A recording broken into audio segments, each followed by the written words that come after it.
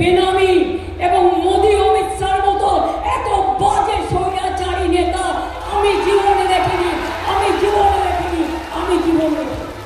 Saudi আরবে গিয়ে গলা মেলায় টাকা নিয়ে আসে, আরব দুনিয়ায় গিয়ে গলা মেলায় এক টেবিলে খেলে আসে, আর ইন্ডিয়াকে এসে বলে সব দাও, সব হাঁটাও।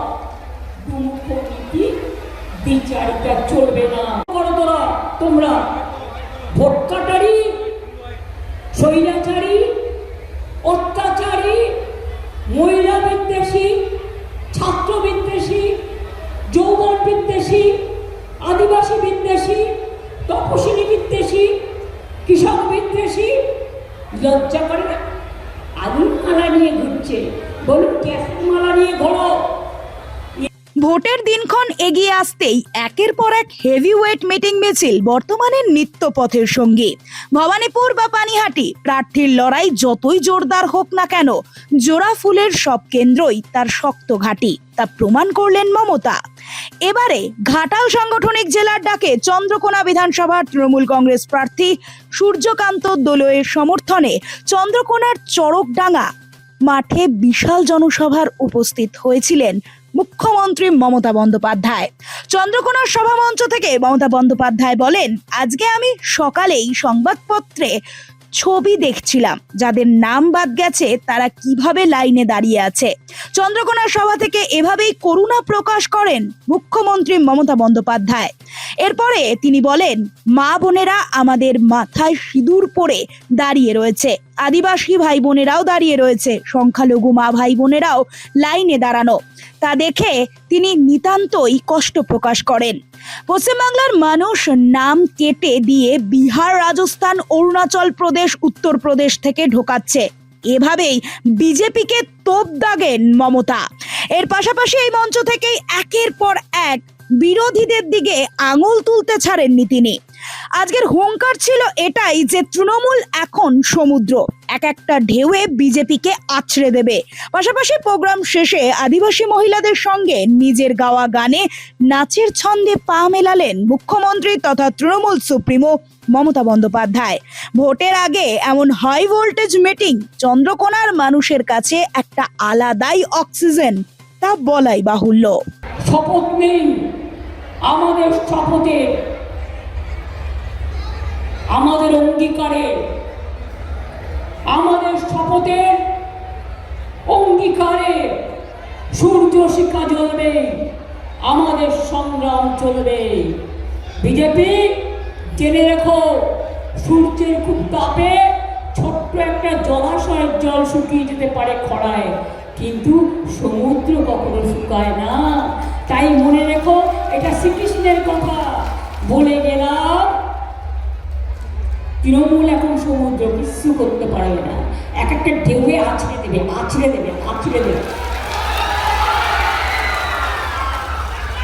রামকৃষ্ণ পরমহংস বলেছিলেন, টাকা মাটি, মাটি টাকা। টাকাটা নিলে ওটা মনে রাখবে, ওটা ফুরিয়ে যাবে, কিন্তু একবার যদি আপনার সম্মান কেড়ে নেয়, চরিত্র নষ্ট হয়ে যায়, তা আর ফিরে পাওয়া যায় না। তাই শপথ নিন, অঙ্গীকার নিন, মনে রাখবেন, ভোট দেবে না বলবেন, চলবে না অন্যায়, টিকবে না ফন্দি, জনগণের আদালতে হতে হবে বন্দি। আমাদের বন্দি করেছ, এসআইআর করেছ, এরপর এনআরসি করবে, এরপর ডিটেনশন ক্যাম্প করবে, আমরা থাকতে আমি এসব করতে দেব না। এসআইআরটা নির্বাচনের 3 মাস আগে করেছে। আমি অনেক লড়াই করেছি, আমাদের বিএলও 1, বিএলও 2 আপনাদের সকলকে নিয়ে সারাক্ষণ কাজ করেছে, আগামী দিনও করে যাবে। যার নাম বাদ গেছে তাকে অ্যাপিল করার ব্যবস্থা করতে হবে এবং বিনা পয়সার লয়ার আমরা দেবো, দলের অফিসের সাথে যোগাযোগ করতে হবে। ইমিডিয়েট কাজটা করুন, মনে রাখবেন 2টো কাজই করতে হবে। যাদের নাম বাদ গেছে তাদের নাম তোলার ব্যবস্থা আপনাদের সবাইকে সাহায্য করতে হবে। আমি বিনা পয়সা আইনজীবী করে দেবো, এটুকু আপনাদের। মাংস খাওয়া বন্ধ, মাছের দোকানে গিয়ে মারছে, মাংসের দোকানে গিয়ে মারছে। আরে বাংলার লোকেরা তো মাছে ভাতে থাকে, তুমি বাংলার লোকেদের বলছো মাছ খাওয়া যাবে না, যাবে না। তো কি খাবে? মাথা খাবে?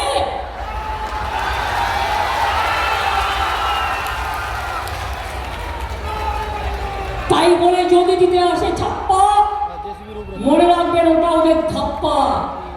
যদি দিতে আসে নোট, দেবেন না ভোট। সবাই মিলে বাঁধুন জোর। পাড়ায় পাড়ায় রিক্সাওয়ালা থেকে, হকার থেকে শুরু করে, চায়ের দোকান থেকে শুরু করে, হোটেল থেকে শুরু করে, বাস স্ট্যান্ড থেকে সরিয়ে দিন, রটিয়ে দিন। বিজেপি বাংলা বিরোধী, একটি ভোটও কেউ যেন বিজেপিকে না দেয়, এটা মাথায় রাখতে হবে। আর আমাদের সরকার যদি চান, আমি নিজে আপনাদের কাছে বলবো, তাহলে মনে রাখবেন এই জোড়া ফুল চিহ্নটা আমি নিজে সৃষ্টি করেছি। তৃণমূল আমার স্বপ্ন, তৃণমূল আমার মামাটি মানুষ, তৃণমূল জোড়া ফুল আমার মাটির মানুষ, আমার গ্রাম, আমার শহর, আমার সর্বধর্ম সমন্বয়। তৃণমূল কংগ্রেসকে জেতাতে হবে আপনাদের নিজেদের ঠিকানা ঠিক রাখার জন্য, সম্মান ঠিক রাখার জন্য, খাদ্য ঠিক রাখার জন্য, ভাষা ঠিক রাখার জন্য, যাতে আপনাদের কেউ এরপরে করবে এনআরসি এখনো বাদ দিচ্ছে না।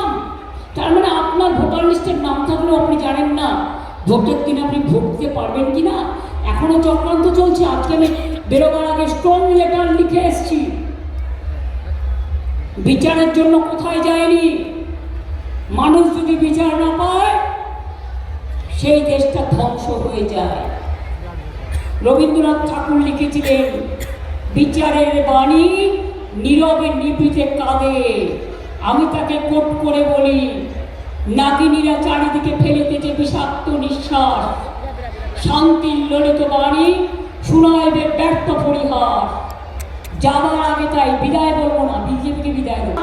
আমি কৃষক থেকে শ্রমিক, শ্রমিক থেকে মহিলা, মহিলা থেকে সংখ্যালঘু, সংখ্যালঘু থেকে তপশিলি, তপশিলি থেকে আদিবাসী, আদিবাসী থেকে ওবিসি, ছাত্র থেকে যৌবন, আমার কন্যাশ্রী থেকে, শিক্ষাশ্রী থেকে, রূপশ্রী থেকে আমি সবটাই করে দিয়েছি, আরো করব।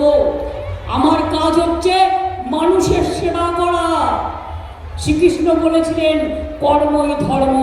ধর্মের নাম দাঙ্গা নয়, ধর্মের নাম ভাগাভাগি নয়, ধর্মের নাম কাটাকাটি নয়, ধর্মের নাম মানবিকতা, ধর্মের নাম সর্বধর্ম সমন্বয়, ধর্মের নাম সবাইকে নিয়ে মিলে চলা, ধর্মের নাম মানুষকে ভালোবাসা, মানুষকে সেবা দেয়া, এটার নাম হচ্ছে ধর্ম। তাই মানব ধর্মকে যদি রক্ষা করতে হয়, তাহলে বাংলাকে বাঁচাতে হবে। স্বাধীনতা আন্দোলন বাংলা করেছে, নবজাগরণ বাংলা করেছে, বিদ্যাসাগর থেকে রাজা রামমোহন, রবীন্দ্রনাথ থেকে নজরুল, বঙ্কিমচন্দ্র থেকে শরৎচন্দ্র চট্টোপাধ্যায়, ক্ষুদিরাম থেকে প্রফুল্ল চাকি, বিনয় বাদল দীনেশ থেকে মাতঙ্গিনী হাজরা, বাংলার রত্ন যারা দেশকে স্বাধীন করেছে। আর সেইখানকার মানুষকে প্রমাণ করতে হচ্ছে আমি নাগরিক কিনা। ভোটের 3 মাস আগে তোমাকে বিজেপি কানে কানে মন্ত্র দিলে, আর তুমি সব লোকের নাম বাদ দিয়ে দিলে। রামকৃষ্ণ মিশন, বেলুর মঠের অনেক নাম বাদ গেছে, কারণ তাদের যখন সাধু হয় তাদের পরিচয়ে তারা লেখে তাদের বাবা মার নাম, রামকৃষ্ণের নাম বা স্বামী বিবেকানন্দের নাম। আমি যতটুকু জানি, ভারত সেবাশ্রম সঙ্গে অনেক সাধুর নাম বাদ গেছে। কোন ধর্ম করো তোমরা? ভোট কাটারি, স্বৈরাচারী, অত্যাচারী, মহিলা বিদ্বেষী, ছাত্র বিদ্বেষী, যৌবন বিদ্বেষী, আদিবাসী বিদ্বেষী, তপশিলি বিদ্বেষী, কৃষক বিদ্বেষী। লজ্জা করে না? আগুন মালা নিয়ে ঘুরছে, বলুন গ্যাসের মালা নিয়ে ঘোরো। ইলেকশনের সময় গ্যাস, আর ইলেকশন ফুরানো গ্যাস। গ্যাস মানে মিথ্যে, গ্যাস বেলুন। এই কিছুদিন গ্যাস পাবে। এখন বলছে পেট্রোল পাম্পে কিছু কেরোসিন দেবো, এটা আমাদের দাবি ছিল। আগে রেশন দোকান থেকে আমরা দিতাম। মোদিবাবু কি ছবি লাগাবেন চুলোয় আগুন জ্বালাবার জন্য? কাঠের চুলোয় আগুন জ্বলবে আর আপনার ছবি দেখবে? কোভিডে একটা ইঞ্জেকশনও আপনার ছবি লাগিয়েছিলেন। একদিন দেখবেন মানুষের কাছ থেকে ছবিটা হারিয়ে যাবে, এটা মাথায় রাখবেন। আমি পরিষ্কার বলি, তোমরা করেছো বাংলাকে টার্গেট, আগামী দিনে আমরা করছি দিল্লিকে টার্গেট, দিল্লি সরকারকে। আমরা আপনাদের আশীর্বাদে ওদের বিনাশ হবে, ওদের বুদ্ধি নাশ হয়েছে, ওরা মানুষের সর্বনাশ করেছে। ঈশ্বরও ওদের ক্ষমা করবে না, আল্লাহ ওদের ক্ষমা করবে না, জয় জুয়ারও ওদের ক্ষমা করবে না, মহাবীর জৈন ওদের ক্ষমা করবে না, কোনো গণতন্ত্রের মানুষ ওদের ক্ষমা করবে না। ওদের জানায় ধিক্কা, ওদের জানায় ফুৎকা, ওদের জানায় ছি ছি বিজেপি, লজ্জা লজ্জা। ওদের বলি ছি ছি বিজেপি, লজ্জা লজ্জা।